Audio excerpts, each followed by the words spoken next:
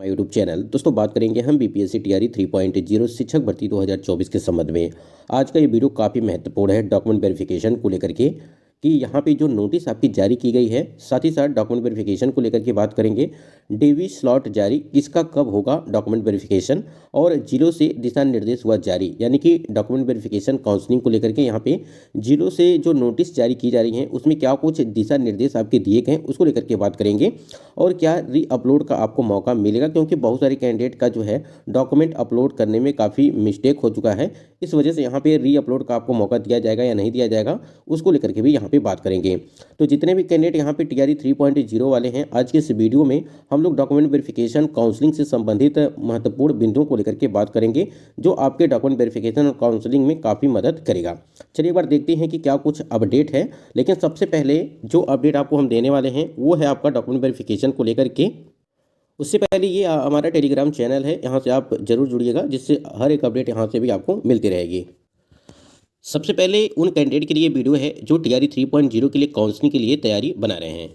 आप सबसे पहले ऊपर देख पा रहे हैं कि स्क्रीन पे यहाँ पे देखिए सभी वांछित प्रमाण पत्र यथा जैसे आपका शैक्षणिक प्रमाण पत्र, प्रशैक्षणिक प्रमाण पत्र, योग्यता, शिक्षक पात्रता परीक्षा और उसके बाद दक्षता परीक्षा उत्तीर्ण, आरक्षण संबंधित प्रमाण पत्र आवेदन करने की अंतिम तिथि जो है वो 25/2/2024 तक निर्गत होना जो है आवश्यक है। अब ये आप सोच रहे होंगे कि क्या कुछ है ये। देखिए जैसे आपका हाई स्कूल का हो गया, इंटर का हो गया, फिर ग्रेजुएशन हो गया, सीटेट हो गया, एसटेट हो गया, बीटेट हो गया, ठीक है, ये बीटेट। उसके बाद जो भी आपके शैक्षणिक प्रशैक्षणिक योग्यता है और जो आपका आरक्षण संबंधित प्रमाण पत्र है, ठीक है, वो सभी यानी कि 25, ठीक है, 25/2/2024 इसके पहले सभी जो है आपकी रिजल्ट सभी प्रमाण पत्र निर्गत होने चाहिए।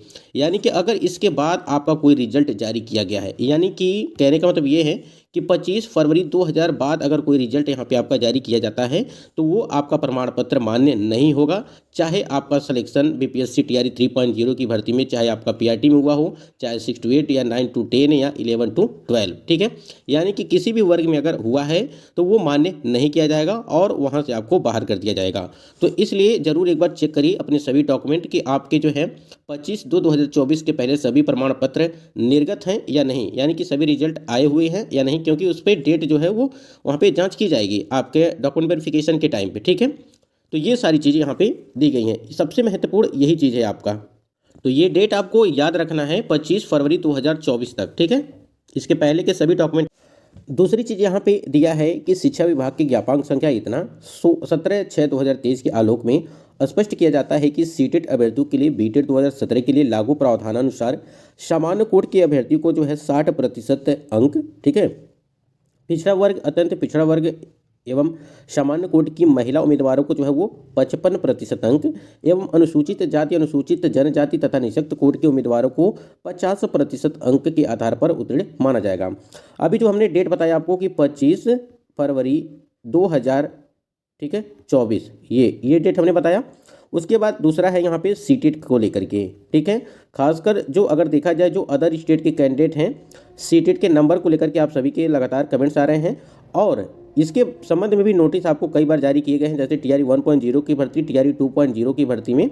तो आपको बताना चाहेंगे कि जो अदर स्टेट के कैंडिडेट हैं सीटेट में, थोड़ा सा आप ध्यान दीजिएगा, सीटेट में आपको जो है 90 नंबर चाहिए अदर स्टेट के कैंडिडेट को, और यहाँ पे अगर बात करें हम लोग यह स्टेट में आपको जो है 75 नंबर यानी कि 75 नंबर चाहिए, ये अदर स्टेट के हैं। तो ये आपका मेल और ये आपका फीमेल, उसके बाद यहाँ पे ये मेल और उसके बाद यहाँ पे फीमेल, यानी कि 75 मार्क्स है अगर जो अदर स्टेट के कैंडिडेट हैं उनका यह स्टेट में। और यहाँ पे अगर बात करें हम लोग जो आपका दिया गया है ये आपका यह स्टेट, ये आपका सीटेट, ठीक है, तो ये आपके होने चाहिए जो भी अदर स्टेट के कैंडिडेट हैं।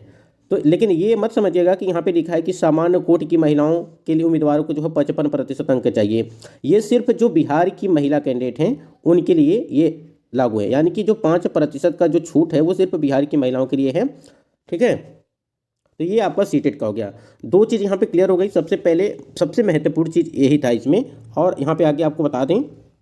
और देखिए इसी सीटेट के नंबर को लेकर के, ठीक है, इसी सीटेट के नंबर को लेकर के आप टीआरई 1.0 टीआरई 2.0 की भर्ती में आपने देखा होगा काफ़ी ज़्यादा यहाँ पे जो है आपको लेटर जारी किए गए थे जिससे उनको बाहर किया गया था कैंडिडेट को। तो ऐसी नौबत न आए कि आप जो है फर्जी तरीके से आपका जो है यहाँ पे नियुक्ति पत्र आपको मिल जाए, जिससे आगे चल करके आपको कोई दिक्कत हो, क्योंकि अगर नियुक्ति हो जाती है तो आगे आपको काफ़ी परेशानी हो सकती है।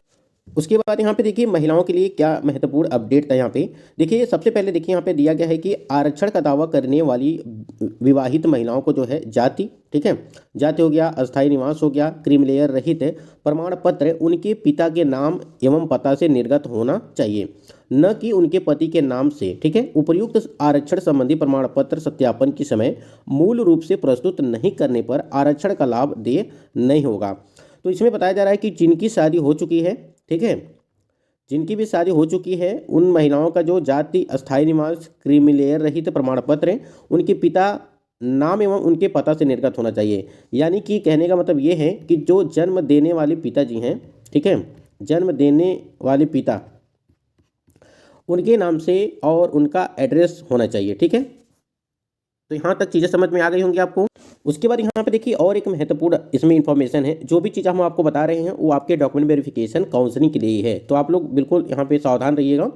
दस्तावेज सत्यापन की सुगमता हेतु पहचान पत्र के रूप में आधार संख्या, ठीक है, आधार अंकित किया जाना अपेक्षित है। साथ ही आधार लिंक मोबाइल संख्या का अंकन किया जाना अपेक्षित है। आधार लिंक मोबाइल नंबर नहीं होने की स्थिति में यथाशीघ्र मोबाइल नंबर को आधार कार्ड से जो है आधार से लिंक कराने। जैसा कि हम बार बार आपको बहुत पहले से ही बता रहे हैं कि आपका मोबाइल नंबर, ठीक है, प्लस आपका यहाँ पे आधार कार्ड, ठीक है, ये दोनों आपस में लिंक होने चाहिए, क्योंकि सबसे पहले आपको ज़रूरत काउंसलिंग में इसी की पड़ने वाली है। परीक्षा फल के प्रकाशन के पश्चात उपरांत दस्तावेज सत्यापन यानी कि डॉक्यूमेंट वेरिफिकेशन के समय अभ्यर्थी के मोबाइल पर यदि ओटीपी की समस्या उत्पन्न होती है एवं दस्तावेज सत्यापन में असफल होने पर उनकी पात्रता प्रभावित होगी। जैसा कि हमने आपको बताया भी था कि ओटीपी की समस्या अगर उत्पन्न होगी तो आपको इधर उधर दौड़ना पड़ेगा, इसलिए आप अपना मोबाइल नंबर प्लस आपका जो है आधार, ठीक है, ये दोनों आपस में लिंक करा दीजिए। लगभग 1 से 2 दिन या 3 दिन का समय सिर्फ लगेगा, अभी भी आपके पास टाइम है, तो बिल्कुल आप इस काम को कर लीजिए, नहीं तो आगे चल कर के आपको हो सकता है कि कोई दिक्कत हो, ठीक है। इसीलिए हम आपको यहाँ पे बता रहे हैं, एक एक चीज़, छोटी छोटी चीज़ बता रहे हैं जिससे आपको जो है काउंसलिंग में कोई दिक्कत न हो।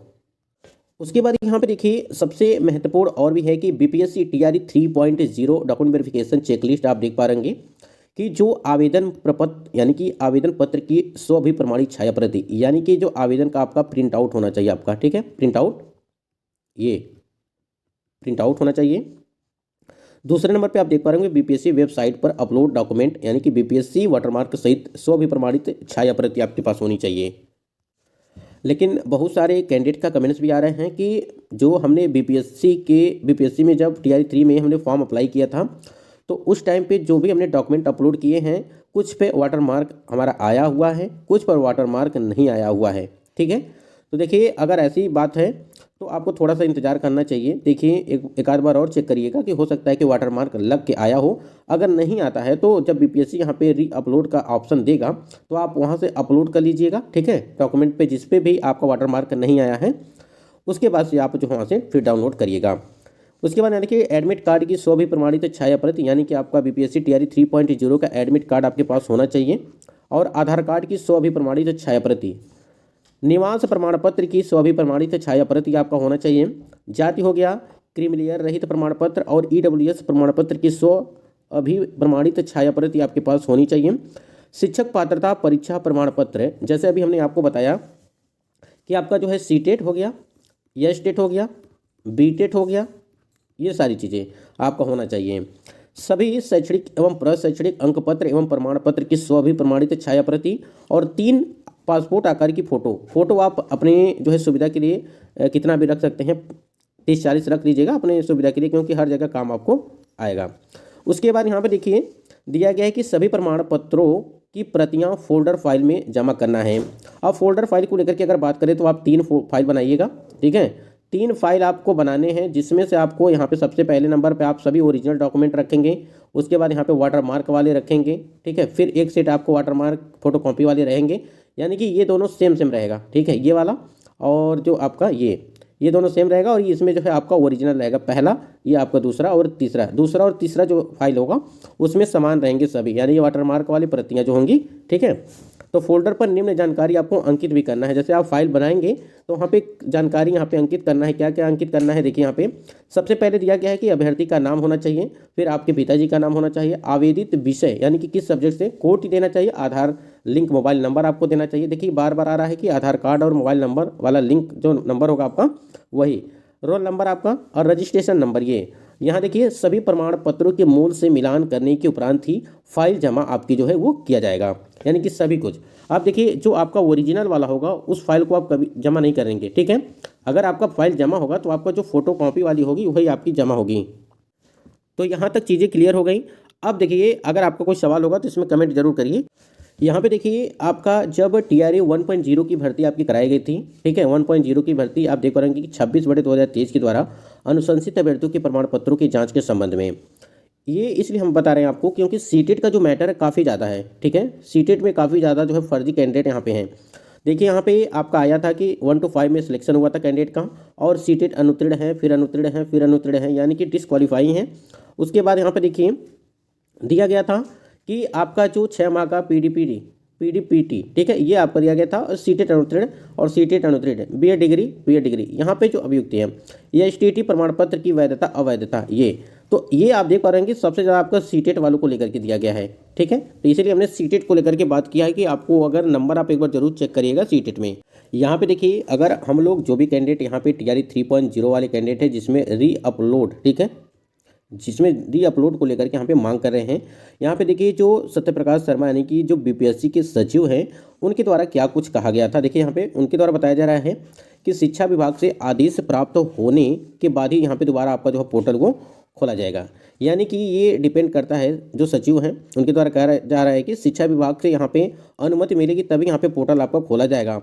आयोग फर्जी प्रमाण पत्र में सुधार के लिए खुद से पोर्टल नहीं खोलेगा, यानी कि BPSC आयोग ने साफ साफ मना कर दिया है कि हम जो है यहाँ पे फर्जी प्रमाण पत्रों में सुधार के लिए अलग से यहाँ पे पोर्टल ओपन नहीं करेंगे, ठीक है। ये शिक्षा विभाग पर डिपेंड करेगा, शिक्षा विभाग कोई आदेश निर्देश देता है तभी जाकर के आपका पोर्टल यहाँ पे खोला जाएगा।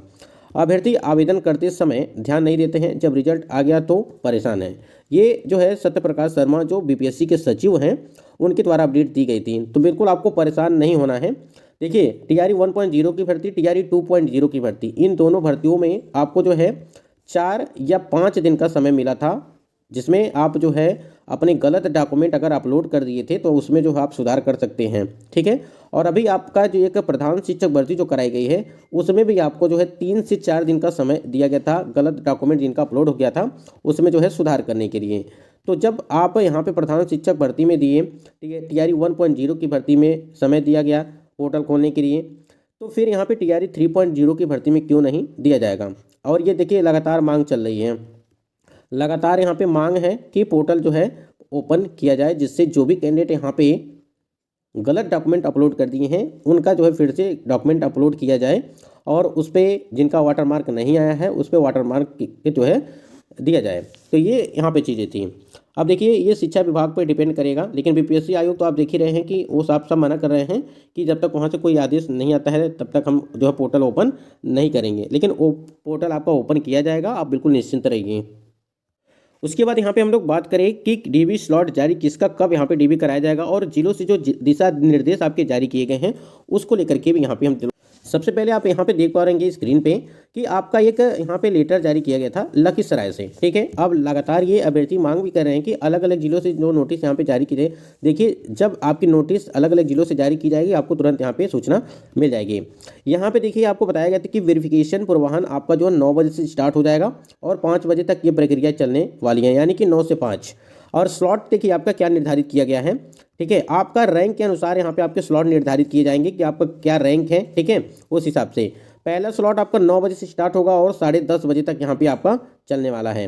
दूसरे स्लॉट की अगर बात करें तो 10:30 बजे से लगा करके 12 बजे तक। तीसरा स्लॉट आपका 12 से लगा करके 1:30 बजे। और यहाँ पे अगर बात करें चौथे स्लॉट की तो 2 से लगा करके 3:30 बजे तक यहाँ पे। और यहाँ पे पाँचवा की बात करें तो 3:30 से लगा करके यहाँ पे आपका वो चलेगा 5 बजे तक, ठीक है। 5 बजे तक ये आपका यहाँ पे चलने वाला है। तो 9 से 5 ये आपका जो है पूरे दिन का यहाँ पे चलेगा। और अलग अलग यहाँ पे 5 काउंटर भी बनाए गए हैं, यानी कि पहला जो आपका स्लॉट चलेगा वो 9 से 10:30 बजे तक चलेगा, वो पहले काउंटर पे ही यहाँ पे चलेगा। ठीक है, तो ये चीज़ यहाँ पे दिशा निर्देश जो दिया जा रहा है कि अब यहाँ पे और भी देखिए लखीसराय से क्या है, वेरिफिकेशन से संबंधित महत्वपूर्ण अनुदेश यहाँ पे देखे गए हैं। जैसा कि अपने हमने बताया कि यहाँ पे आपके सभी डॉक्यूमेंट को लेकर के यहाँ पे दिशा निर्देश दिए गए हैं। उसके बाद यहाँ पे देखिए कुछ महत्वपूर्ण चीज़ भी दिया गया है यहाँ पे। सबसे पहले यहाँ पे देखिए अनुशंसित अभ्यर्थी अपना पैन कार्ड, ठीक है, पैन कार्ड, स्वअभिप्रमाणित छाया प्रति एवं उपरोक्त सभी प्रमाण पत्रों की जो है स्वच्छ स्वअभिप्रमाणित छाया प्रति एवं दिए गए क्रम व्यवस्थित कर फोल्डर फाइल में जमा करेंगे। ठीक है, जैसे हमने फोल्डर बताया है कि कैसे आपको बनाने हैं। वेरिफिकेशन से संबंधित सभी प्रक्रियाओं को पूर्ण करने हेतु श्री संजय कुमार जिला कार्यक्रम पदाधिकारी स्थापना शिक्षा विभाग लखीसराय को नोडल पदाधिकारी नामित यहाँ पे किया जाता है। ये आपका लखीसराय से नोटिस जारी किया गया है, तो इस बात को थोड़ा सा ध्यान रहेंगे। जिला कार्यक्रम पदाधिकारी स्थापना शिक्षा विभाग लखीसराय हेतु निर्देश यहाँ पर दिया गया है कि वेरिफिकेशन स्तर पर आवश्यक काउंटर सुविधा हेतु ध्वनि विस्तारक यंत्र के साथ दिया जाएगा। तो ये महत्वपूर्ण यहाँ पे निर्देश दिए गए हैं। ठीक है, तो ये सारी चीज़ें हैं, देख लीजिए यहाँ पे। बाकी की जो अपडेट है देखिए, यहाँ पे आप सभी के कई सारे सवाल भी आ रहे थे जिसमें कमेंट आए हुए थे कि री अपलोड का ऑप्शन जो है यहाँ पे मिलना चाहिए। जैसा कि अभी हमने आपको बताया कि री अपलोड को लेकर के जो बीपीएससी के सचिव हैं उनके द्वारा अपडेट जो दिया गया है वो शिक्षा विभाग पर डिपेंड करेगा कि वो शिक्षा विभाग की तरफ से कोई आदेश निर्देश आएगा तभी यहाँ पे आपका ओपन किया जाएगा पोर्टल। ठीक है, ये सारी चीज़ें हो गई। उसके बाद यहाँ पे डिस्ट्रिक्ट अलॉटमेंट को लेकर के संशोधन को लेकर के बात की जा रही थी आप सभी की कि डिस्ट्रिक्ट अलॉटमेंट जो है काफ़ी दूर दूर तक जो है किया गया है, चाहे वो महिला हो चाहे पुरुष हो, सबके साथ ये सारी चीज़ें की गई हैं। लेकिन उसमें जो है संशोधन किया जाए, और आपने देखा होगा कि न्यूज़ के माध्यम से भी कई सारी चीज़ें अपडेट आपको मिल रही हैं कि उसमें संशोधन को लेकर के लगातार कैंडिडेट जो है वो बीपीएससी आयोग और शिक्षा विभाग को पत्र भी लिख रहे हैं। देखिए, हो सकता है कि कोई 1 से 2 दिन के अंदर जो आपको नोटिस जारी किया जाए। फिलहाल आप लोग डॉक्यूमेंट वेरिफिकेशन के लिए तैयारियाँ में लगे रहेंगे। सर यहाँ पे अगर बात करें डॉक्यूमेंट गलत आपका अपलोड हो गया है, ठीक है, जैसे अभी हमने बताया कि अगर डॉक्यूमेंट आपके गलत अपलोड हो गए हैं तो बिल्कुल परेशान ना हो, आपको मौका यहाँ पे दिया जाएगा। ठीक है, अगर आपका कोई सवाल हो तो कमेंट सेक्शन में कमेंट जरूर करिए।